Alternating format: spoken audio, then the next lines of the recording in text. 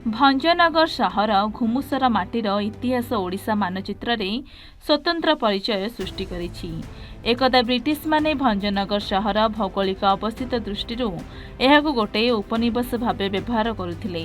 भंजनगर सहर तीन गोटी प्रवेश पथरे थिबा नदी सहर सौंदर्य बढ़ाइबा सह जल संकट कृषि क्षेत्र में विकास हेउथिला। भंजनगर सहर मध्य भागरे लोहरा खंडी नदी और सहर उपकंठ बेलगुंठा रास्तार थिबा बड़ नदी घुमुसर अंचल विकास पाई मुख्यतः दायी थिला। एही दुई नदी भंजनगर सहर को जल जोगाण हेउथिला और आखपाख चाष जमी को जलसेचन हेउथिला। एकदा एही दुई नदीर जलस्वच्छ थिला और बहुत प्रशस्त थिला, किंतु समयक्रमे एही नदी निजर अस्तित्व हराइबाकु लागिछि। आजिर समाज निजर वृद्धि बल नदी को नाल परिणत कर जनसंख्या वृद्धि जनबसति वृद्धि पाई लोक माने नदी मध्य सहर समस्त अलिया पकाउछंती। सेहीपरि नदी की लागि रहिथिबा घर मानकरे पाइखानार मैला घरर मैला पानी नदी पड़ुछि। लोहरा खंडी नदी दुई पाखरे जबरदखल करी घर पाइखाना करिसेंती। एहीपरिकी नदीर दुई पार्श्वरे अनाबना गछ जोगु नदी संकुचित होई गोटे क्षुद्र नाल परिणत हो गलानी। जेउ नदी रे वर्ष तमाम पानी रहुथिला सेही नदी वर्तमान शुष्क ग्रीष्म दिन न आसुणु जलशून्य हेउछि लोहरा खंडी नदी। जेउ नदी रे जल दिने काच केंदु परि जल थिला, आज सेही नदी रे मशा माछी परिपूर्ण कला मिचिमिची पानी देखा मिलुछि। बड़ आश्चर्यर कथा यही नदी निकटरे बसवास करथिबा अनेक परिवार एही मैला जल को व्यवहार करुछंती और रोगग्रस्त मध्य हेउछंती। एही नदी उपरे थिबा रास्ता देई केते जे ऑफिसर केते जे नेता केते जे लोकप्रतिनिधि जीवा आसिबा करुछंती, किंतु काहार एथिपई समय नाही कि निघा नाही। सते जेपरी जलसेचन विभाग कुंभकर्ण निदरे सोई पड़िछि। आगुक भंजनगर सहर में अनुष्ठित हेब ऐतिहासिक ठाकुरानी यात्रा और यही सहर को आसिबे राज्य और राज्य बाहर लोके। जदि बेल थाउ थाउ जदि यही नदीर पुनरुद्धार हो पारंता ताहा हेले एही ठाकुरानी यात्रा समय जनसाधारण जल समस्या दूर हेबा सह सौंदर्य मध्य वृद्धि पाई थांता।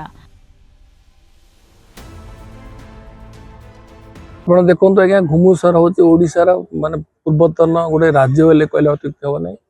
घुमुसर दुईटी नदी बहुत बड़ नदी माने ऋषिकुल्या बड़ नदी तापर आमर आस लोहरा खंडी। मात्र ए लोहरा खंडी नदी देखुं बर्तमान लोहरा खंडिया नदी ना ये नाल हो सारा। कारण ये देखुं टाउन समस्ते निजर नाल नर्दमा सबू लेट्रिन टांकी सबू नदी गर्भरे सब पकड़े।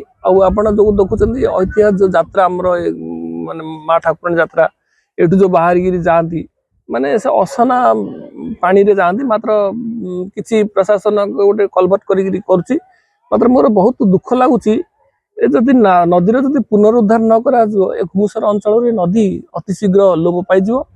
से आम घुमुसर जिते नदी ह्रद जिते जलस्रोत अच्छे तार सुरक्षा निहा दरकार। तत्कालीन सरकार तो किसी कर मात्र अस्मिता सरकार करियो बोली मोर आशा।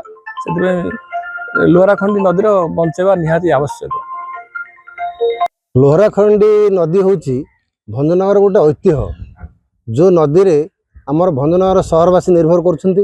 तल दिन ये लोक गाधोले पानी व्यवहार करते, कि बर्तमान लोहराखंडी जो नदी बर्तमान अपरिष्कार हो दुई साइड्रे बर्तमान किसी लोग कब्जा कर तेणु जहाँफल ये अपरिष्कार हो तत्संगे संगे आमर जो सहर किसी आवर्जना मैला आवर्जना ये जो लोहराखंडी नदी मिसी जा फल यह पानी संपूर्ण दूषित होमर आगुक रही ठाकुरानी यात्रा रही जो ऐतिहासिक ठाकुरानी यात्रा रही। तेणु ये ठाकुरानी यात्रा पूर्व जदि लोहराखंडी नदी परिष्कार कर सफा कर निश्चय जो आम रही ठाकुरानी यात्रा रही जो हजार हजार लोक लक्ष लक्ष लोक सामिल हे ठाकुरानी यात्रा से गाधेवा एवं विभिन्न प्रकार समस्या जल समस्या रही आमर जो आगामी दिन में निश्चय समाधान हो पार।